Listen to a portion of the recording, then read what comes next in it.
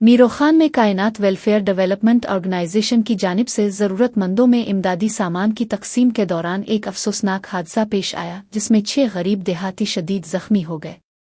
हादसा शहर के बाहर लाड़कान हमीरोखान रोड पर खान गोपांग फलोर मिल के करीब पेश आया, जहां इमदादी सामान लेने के लिए बड़ी तादाद में लोग मौजूद थे।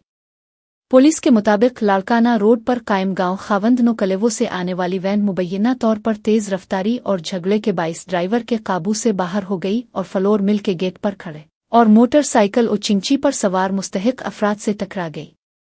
हादसे के नतीजे में मुख्तलिफ गांव के रिहायशी आबिद गोपांग, गांव मीरदाद गोपांग, इरफान एरी और फहद एरी, गांव रशीद जकरू, गांव दौलत जीवानिद और जुनेद चांडियो और मजीद चांडियो, गांव सरदार नो खान चानियो शदीद जख्मी हो गए। एनी शाहिदीन के मुताबिक मकामी अफराद ने अपनी मदद अब के तहत जख्मियों को प्राइवेट अब्दुल्ला मेडिकल सेंटर मुंतकिल किया, जहां इब्तिदाई तिब्बी इमदाद फराहम करने के बाद उन्हें लाड़काना रेफर कर दिया गया। हादसे के बाद वैन में सवार अफराद और ड्राइवर अजहर कलेवो मौका से फरार हो गए। पुलिस ने वाक़ये की तहकीकात शुरू कर दी है।